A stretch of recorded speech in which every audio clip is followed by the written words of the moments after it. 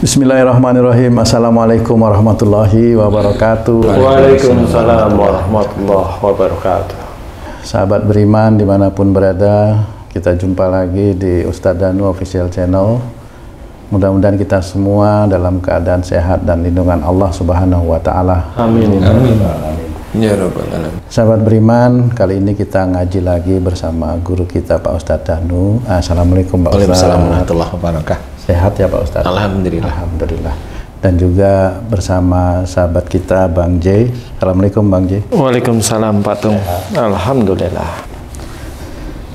Kita kali ini mau bahas mengenai yang lagi hangat nih Bang J.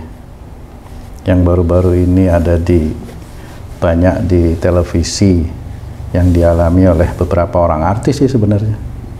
Di sosial media juga. Sosial media juga lagi hangat. Kita akan minta pencerahan sama guru kita supaya hal tersebut itu tidak terjadi pada keluarga kita, seperti itu kan kira-kira Pak Ustadz. Pak Ustadz kan kita tahu nih ada beberapa hal yang viral tempo hari Pak Ustadz di media massa ya, di televisi juga beritanya ada artis yang mengalami musibah lah kira-kira gitu Pak Ustadz, kekerasan dalam rumah tangga kira-kira seperti itu. Kira-kira kalau kita lihat dari sisi syariat itu penyebabnya kira-kira apa? Kami mohon pencerahannya Pak Ustadz, mudah-mudahan nanti bisa bermanfaat juga untuk kita dan sedulur semua gitu Pak Ustadz. Ya. Sebelumnya Bismillahirrahmanirrahim. Tentang masih hangat, yaitu artis yang dipukuli adalah istrinya itu di smackdown istilahnya. Di grappling MMA yang ada di dalam rumah gitu. Sebenarnya itu ya memalukan. Tapi yang namanya anak muda ya begitulah. Saya tidak bilang begitulah itu mendukung, enggak, yang begitulah anak-anak muda rata-rata seperti itu. Jadi kasus KDRT ini itu kan kelihatan dari sejak awal.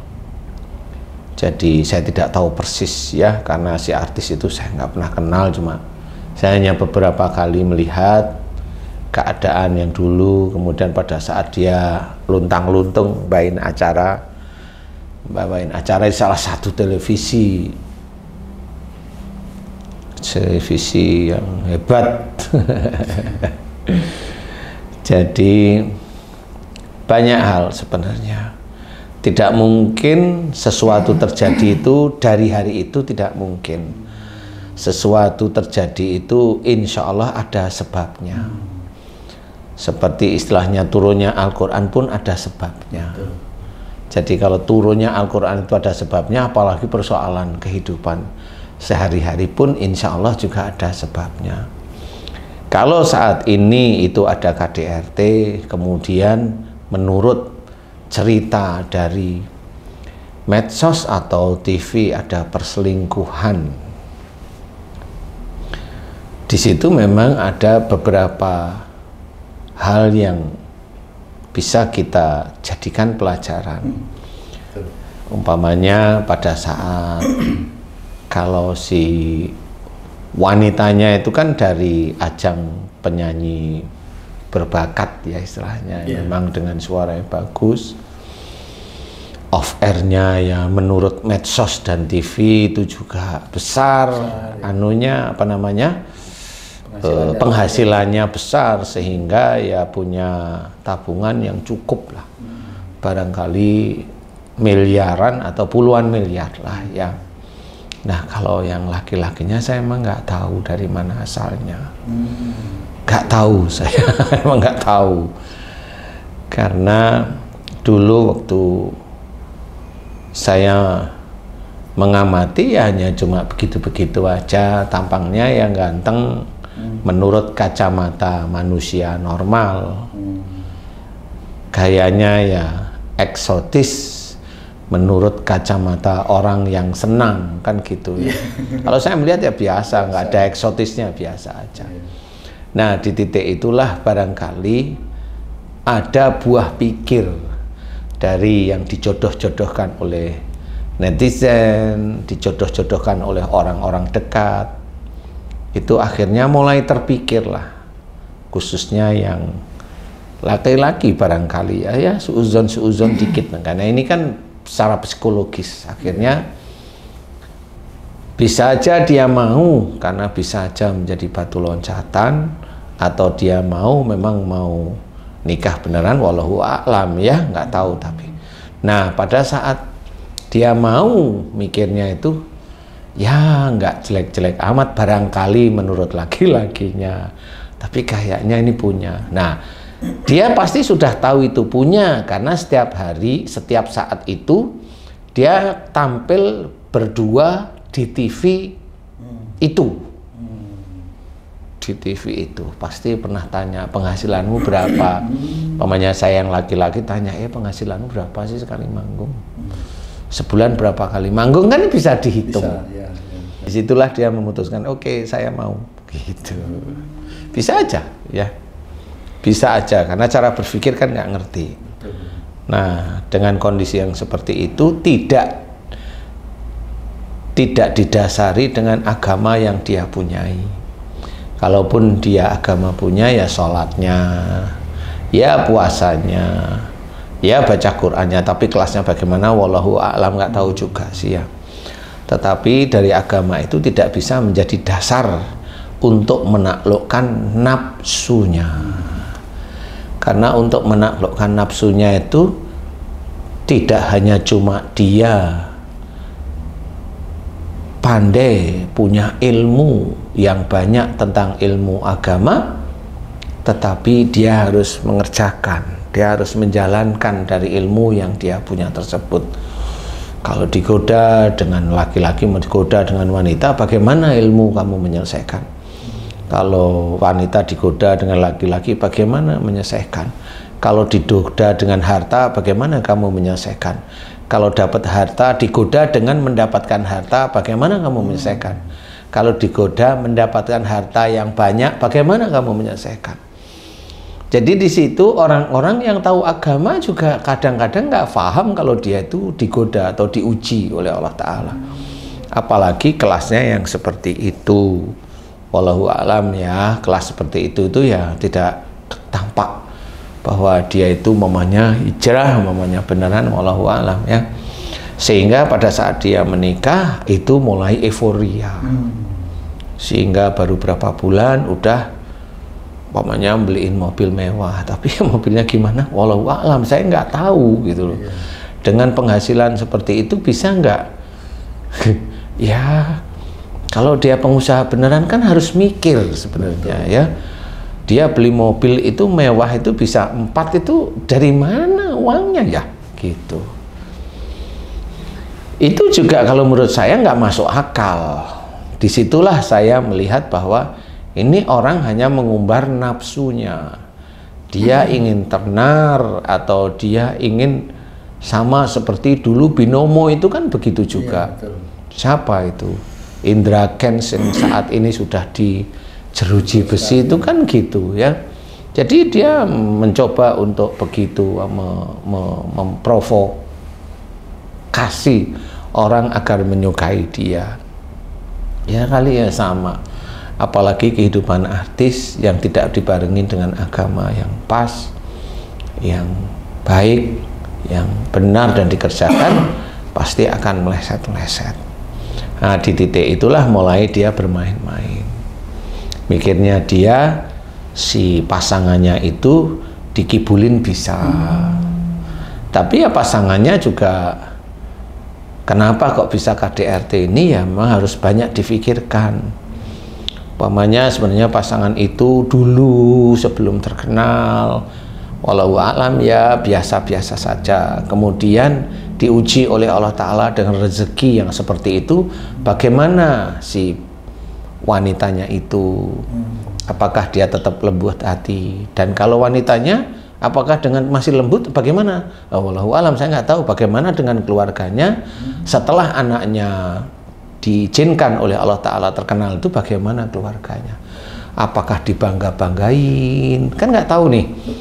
Apakah dibangga-banggain anaknya, terkenalnya, hartanya? Wallahu alam, nggak ngerti sebenarnya. Tapi kalau memang seperti ini ya pasti ada sebabnya. Kemudian pada saat menikah, apakah dibanggain itu menantunya yang memang menurut orang-orang yang matanya itu sering melotot ganteng, ya dibanggain nggak umpamanya. Semuanya akan terjadi, semuanya. Kegantengannya, kebaikannya, terkenalnya barangkali. Karena saya dulu berkumpul dengan teman-teman biasa aja juga kadang-kadang ngomong sehari-hari itu bisa kemana-mana. Istilahnya dulu saya itu jual buah-buahan. Kalau udah kumpul dengan teman-teman jual buah itu yang diomongin ya bisa aja kebanggaan dirinya mampu begini dengan dia itu. Iya, seperti itu gitu. Jadi ya itu manusia normal ya seperti itu. Normal ya, bukan manusia yang agamis ya. Normal ya begitu itu. Sehingga kebanggaan-kebanggaan itulah yang menjadi salah di hadapan Allah Ta'ala. Sehingga kalau momennya itu dibangga-banggain terus, ya itu bisa menjadikan fasik, bisa aja menjadikan fasik. Nah, kalau memang orang tuanya atau keluarganya atau si wanitanya ini sendiri ibadahnya cukup lumayan bagus, biasanya langsung dia jual, Allah langsung beli. Kalau ibadahnya bagus, dia menjual, Allah langsung beli. Dia jual itu dengan Jelasnya gimana tuh? jelasnya itu mamanya dia banggain, mamanya menantunya, padahal dia agamanya cukup bagus. Nah, itu nggak boleh dalam Islam. Itu fasik, itu membangga-banggakan, tidak boleh.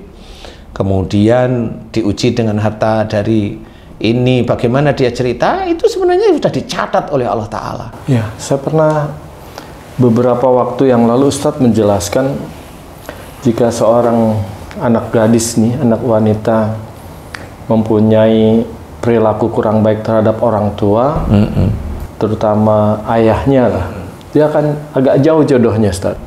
Sekalipun dapat jodoh, nanti akan diuji suaminya itu akan keras. Iya. Apakah hal ini seperti itu kejadian, Ustaz? Bisa. Jadi bisa aja dulu dia itu sebelum ada KDRT ya sebenarnya dia keras juga dengan orang tuanya. Barangkali ya, karena memang itu betul. Kalau saya meneliti kebanyakan seperti itu. Jadi bisa aja jodohnya dijauhkan oleh Allah Ta'ala. Kalau mamanya dapat, biasanya nanti dia mendapatkan sama seperti dia lakukan kepada orang tua. Jadi itu cara Allah Ta'ala membalas. Karena apa? Diperlihatkanlah dosanya sebenarnya. Ini loh dosamu dulu sama orang tuamu. Ini loh kalau kamu sering bangga-banggain tuh ini sebenarnya. Nah, orang itu kebanyakan nggak paham yang seperti itu. Jadi kalau dia kejadian sekarang ini, ya dia tahunya sekarang ini saya yang terdolimi. Jadi tidak pernah melihat dulunya. Padahal semua itu tetap ada. Seorang musibah atau seorang kena musibah atau kelompok orang kena musibah itu tetap sudah tercatat pada Lauhul Mahfuz karena perilaku mereka masing-masing. Jadi sudah tercatat sehingga nanti akhirnya Allah menurunkan musibah kepada orang tersebut. Jadi musibah itu tidak datang dengan tiba-tiba. Jadi sudah tercatat. Makanya kenapa Allah menyuruh kita orang muslim itu disuruh berbuat baik. Kalau diberi rezeki bersyukur. Jangan membanggakan rezeki kalau rezeki itu dari kita yang kerja, nggak boleh. Itu namanya syirik khufi, syirik yang tertutup ya, atau syirik yang syirik yang tidak tampak istilahnya. Jadi tetap semua ini keluar adalah dari Allah. Nah, orang-orang muslim itu kebanyakan lupa. Nah, inilah yang harus kita perbaiki. Jangan kita seperti itu. Membanggakan menantu ya jangan, membanggakan anak yang pandai pun jangan. Nah, itulah munculnya. Jadi KDRT itu seperti itu. Insya Allah salah satu atau salah duanya. Nah, bagi yang laki-laki banyak yang dipikirin. Dia mulai main-main, dia tahu kalau wanitanya itu nurut sama dia, wah ini otaknya kemana-mana nih udah. Akhirnya dia hanya melampiaskan nafsu yang ada dalam otak dan hatinya. Nafsu yang tidak baik itu diperlihatkan melalui, yaitu tadi, kemesraan yang setiap harinya bangun tidur seperti itu. Begitulah konsumsi publik, yang publik itu hanya melihat ganteng dan cantiknya, tapi publik juga tidak tahu bahwa itulah permainan kamera, permainan prank. Itulah prank. Dia hanya menampilkan kelihatan baiknya. Sama orang itu hidup di dunia itu, yang ditampakkan itu biasanya hanya kelihatan baik. Saya nggak bilang baiknya, kelihatan baik, karena yang buruknya dia dicoba untuk ditutup-tutupi. Ya nggak bisa. Pada kejadian KDRT tentunya yang tadi Ustadz bilang itu adalah akumulasi ataupun dari kejadian-kejadian kecil akhirnya membuat KDRT. Nah, kecil-kecil atau masalah kecil baik yang si istri berkata menyakitkan, si suami diem tapi marah, begitupun sebaliknya, si suami ngomong menyakitkan, istrinya diem merasa jengkel, ataupun kedua-duanya saling menyakiti dengan marah masih dua-duanya. Nah, tentunya sebelum kejadian KDRT ini, sebaiknya pasangan ini alangkah baiknya harus mempunyai solusi masing-masing, baik bersama-sama maupun masing-masing mencari orang yang dianggap bisa memberikan jalan keluar gitu, Ustaz. Bisa, makanya dalam Quran ceritakan kalau ada perselisihan di dalam keluarga harus ada hakam, penengah, orang bijak yang ada di tengah, yang memberikan solusi sebenarnya. Nah, solusi-solusi itu kan sebenarnya sudah diceritakan. Kalau ada masalah itu bagaimana, dalam Quran ceritakan wasyawirhum fil amri, musyawarahlah kamu dalam segala urusan dunia. Suami istri pun harus musyawarah, apapun bentuknya itu harus musyawarah. Kalau si istri maunya diperhatikan terus, diladeni terus, itu bukan musyawarah, itu perintah. Kalau si suami juga sama, maunya diladenin terus, itu sama, itu perintah, karena adalah hal yang bisa dikerjakan suami dan istri. Hak dan kewajiban masing-masing itu kan ada. Nah, itu juga sama, itu dinilai oleh Allah Ta'ala. Suatu ketika kalau mamanya si suaminya yang merasa menang, terus suatu ketika ketahuan mamanya, kayak yang KDRT itu selingkuh mamanya lah, karena dia biasanya menang di atas angin, ketahuan selingkuh, mau gimana coba? Malah marah jadi itu bahasanya. Nah, ini jawaban yang benar gitu, malah marah, ketahuan, dan dia biasa di atas angin, marah dia. Kalau orang itu sudah merasa di atas angin, biasanya dia itu mau menang sendiri, sehingga pada saat dia ketahuan, marah dia pasti. Nah, marah itu tergantung agamanya, itu yang mengukur. Bagi yang tahu agama, dia akan diem marahnya. Tapi diem itu juga marah, sama aja salah sebenarnya. Kan harus ada rembukan, harus ada musyawarah antara suami istri.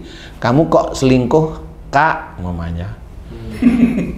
Ya habis, saya merasa seperti ini, kan kita harus ngomong ya. Gitu ya Pak Ustadz ya? Kira-kira. Kamu pernah seperti itu ngomong gitu? Kamu kenapa? Kamu selingkuh, Kak? Gitu maunya. Ya dia harus ngomong, karena saya tertarik, kan harusnya ngomong begitu. Itu jujur ya Pak? Itu jujur. Nah ini kan baru persoalan, kenapa kamu tertarik? Nah, kan harus jujur. Habis kamu nggak enak, umpamanya. Nggak enak apa maksudnya? Wallahualam, saya nggak ngerti, saya asal ngomong aja. Nggak enak, apa yang nggak enak? Keadaannya. Wallahualam ya, apakah hartanya kurang barangkali? Apakah apa barangkali, nggak ngerti. Tapi bisa aja, itu kan omong pertama. Terus kan otomatis karena yang selingkuh itu yang laki umpamanya. Kan dia tanya, lah kan kamu yang selingkuh. Kenapa? Apa yang saya kurang? Kan begitu. Nah dia mau jawab apa yang lakinya itu gitu loh. Lah kan karena dia nggak bisa jawab, kan hanya cuma dua. Nendang kursi atau nempeleng, kan gitu aja ya. Ditanya kenapa selingkuh gitu. Lah kan saya masih muda, jawaban kan macam-macam ya. Jujur yang menyakitkan. Kenapa kamu selingkuh umpamanya? Saya kasihan dulunya, kan dia ibunya sakit dulu umpamanya. Jadi saya kasihlah sedikit sedekah untuk dia agar ibunya bawa ke rumah sakit. Lah kenapa kok kamu ini? Lah kan dia ngubungin, minta tolong, habis ibunya pamannya, ya saya kasih. Habis pamannya, kakaknya saya kasih. Ya, terakhir kok dia malahan kan gitu ya. Nggak ada lain. Kemudian yang dia akhirnya kan perkataan mulai ini si kakak ngomong. Lah kan tak pikir-pikir aku kan nyumbang keluarganya dia. Apa untungnya ya gitu.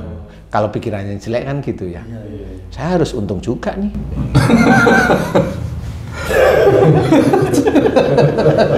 Intinya adalah janganlah seperti itu. Jangan menggiring nafsu itu untuk mengarah ke arah sana.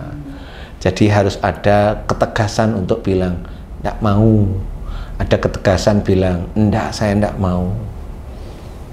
Ada ketegasan bahwa saya punya istri. Ada ketegasan bahwa saya punya suami. Itu karena apa? Banyak video-video itu yang menampilkan hanya selingkuh. Carilah kajian yang untuk membentuk iman kuat kepada Allah Ta'ala. Carilah kajian bagaimana caranya tidak selingkuh ya seperti itu. Sayangi orang tua, sayangi orang tua, sayangi orang tua. Belajar nurut, nasihat orang tua didengerin. Belajar nurut, nasihat orang tua didengerin. Nah itu kemudian mencari rezeki yang halal, yang thayyib. Mudah-mudahan berkah, kan seperti itu. Nah dari sanalah insya Allah harus difahami bahwa dari situ Allah nanti akan memberikan jalan rezeki yang sama seperti di dalam Quran. Wa fis sama'i rizqukum wa ma tu'adun. Di langit ada jalan rezekimu. Bagaimana caranya kita diberikan jalan itu dari Allah Ta'ala. Allah menceritakan innahum kanu qabla dzalika muhsinin. Sesungguhnya mereka di dunia selalu berbuat kebaikan. Tidak ada KDRT kalau dia akan keluar dari garis ayat-ayat Allah. Pasti nggak mungkin tidak. Walaupun satu itu didolimi ya, tetapi ya semua pasti yang terjadi ini insya Allah pasti keluar dari ayat Allah. Entah itu laki-lakinya, entah itu perempuannya. Seperti itu. Pak Ustadz, kalau orang yang sering menikmati euforia, kesenangan yang berlebihan itu, apakah memang kecenderungannya nanti akan berbuat salah dan dosa atau mendapat ujian yang akhirnya membuat dia jadi terpuruk seperti itu? Iya, sama. Jadi orang yang terlalu senang berlebihan, itu akan menjadikan hatinya itu berkarat atau hatinya itu kaku, tertutup istilahnya, atau keras. Sehingga dia hatinya itu melihat orang yang butuh bantuan udah nggak bisa. Dia inginnya itu aku dan aku terus-menerus. Dan pada saat aku itu aku harus seneng. Seperti itu. Nah orang-orang ini memang nggak bisa kita dakwai kayak apa ya, melempem di telinganya itu nggak bisa. Jadi hanya orang-orang yang ingin dekat kepada Allah Ta'ala dan orang-orang yang benar-benar ingin masuk surga beneranlah yang mencari. Dia tidak akan mencoba seneng yang berlebihan. Senengnya kalau dikasih rezeki, alhamdulillah, mudah-mudahan rezeki ini berkah. Dan setiap hari dia bersyukur tentang rezeki yang dia dapatkan bulan kemarin, dia pakai 5 bulan nggak habis-habis. Amin gitu loh. Amin. Maksudnya kan jelas ini.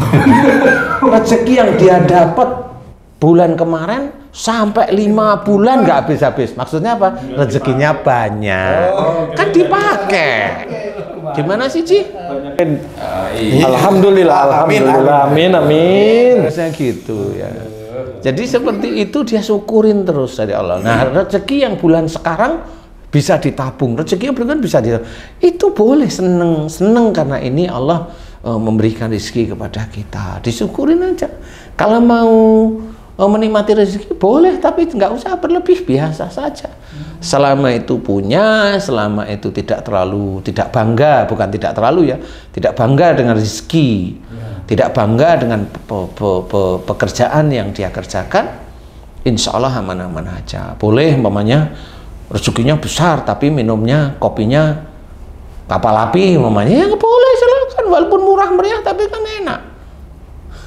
Walaupun orang lain yang katanya ahli kopi itu bilang itu kopi yang ada di sase itu kopi sampah, biarin aja. Dia kan punya mulut, punya otak, punya hati sendiri, ya biarin aja dia ngomong. Ya catatan juga. Dia kan punya catatan, dia mau ngecek yang kopi-kopi saset istilahnya. Enggak apa-apa kalau saya, silahkan aja. Pak Ustadz, tadi Bang J kan bilang terjadinya KDRT seperti tadi ya, itu kan karena akumulasi kesalahan. Kalau kita melihat ini kan umur masih relatif muda ya Pak Ustadz, hampir 23, 24 sekitar itu. Kok begitu cepatnya itu terjadi? Apakah memang akumulasi ini tergantung apa sebenarnya Pak Ustadz? Sebenarnya kalau saya amati bisa aja si ceweknya itu dia mencoba meningkatkan ibadahnya. Oh gitu Pak Ustadz? Iya, dia mencoba meningkatkan ibadahnya kepada Allah Ta'ala. Sehingga dia juga dipercepat mendapatkan apa yang sebenarnya bisa terjadi 10 atau 20 tahun besok, 5 tahun atau 10 tahun ke depan, karena dia mencoba dekat kepada Allah Ta'ala, dimohon agar keluarganya sakinah mawaddah warahmah. Tapi kayaknya oleh Allah Ta'ala, ya kamu harus pingin tahu, kalau kamu ingin keluargamu sakinah mawaddah warahmah, dikasih tahu bahwa ini loh suamimu itu kayak begini. Bagaimana solusinya? Dari doa sakinah mawaddah warahmah itu dikasih sama Allah Ta'ala. Apakah memang keputusan akhir itu memang harus berpisah seperti itu kalau terjadi? Kalau alam nggak ngerti ya saya ya, karena itu kan masing-masing aja. Kalau memang mau berpisah silahkan, enggak ya silahkan. Kenapa saya jawab gitu? Saya kan bukan keluarganya. Saya nggak tahu apa mereka pikirkan. Dan pada saat dia itu mau tidak berpisah ya nggak tahu. Tapi dari pergerakan itu biasanya kalau nggak berpisah ya tetap aja nanti dihajar. Berulang lagi seperti itu. Iyalah, karena bisa aja si lakinya, alah nggak taunya kamu juga butuh aku. Oh iya bener. Bukan karena, oh berarti perkawinanku ini diselamatkan Allah. Nggak, jarang laki-laki yang seperti itu, jarang sekali. Sangat jarang, kecuali pensiun biasanya. Baru Allahnya itu kelihatan sekali. Lihat direktur-direktur yang dulunya itu di kontraktor, waktu nyari uang itu miliar-miliaran, setelah dia itu pensiun ke masjid gitu. Dulu terkooptasi di situ. Dia terkungkung di situ. Mengungkungkan diri malah itu. Kalau mamanya seperti itu, uangnya juga haram, dia ke masjid. Itu nggak bisa membayar haramnya uang kok. Tetap harus dikembalikan. Uangnya harus dikembalikan, dihitung lagi berapa jumlah, kemudian dia gajinya berapa, dihitung. Oh nggak taunya saya telah ngambil uang ini sekitar 20 miliar. Lepasin aja 20 miliar. Wah kalau 20 miliar saya lepasin, saya tinggal punya 1 miliar. Ya rasain aja. Nggak apa-apa kok. Banyak juga 1 miliar. Itu. Astagfirullahaladzim. Kalau 1 miliar itu sebenarnya ya lumayan. Itu kan hanya persoalan tambahan untuk cat tuton aja. Tahu nggak itu maksudnya? Nggak tahu dah. Itu. Ya mudah-mudahan itu bisa menjadi pelajaran bagi kita lah ya. Mudah-mudahan kita juga senantiasa dilindungi oleh Allah Ta'ala. Amin. Keluarga kita menjadi keluarga sakinah mawaddah warahmah. Amin. Dan kita juga senantiasa belajar dekat kepada Allah Ta'ala. Amin. Wallahu a'lam. Amin. Baik. Terima kasih banyak Pak Ustadz penjelasannya. Mudah-mudahan kita bisa menjalankan dengan baik ya Bang. Insya Allah. Nah sahabat beriman dimanapun berada, demikianlah tadi penjelasan atau pencerahan dari guru kita Pak Ustadz Danu. Mudah-mudahan video ini banyak memberikan manfaat buat kita semua agar kita bisa meningkatkan keimanan dan ketakwaan kita kepada Allah. Amin ya rabbal alamin. Apabila ada kata-kata kami yang kurang berkenan, kami mohon maaf. Billahi taufik wal hidayah.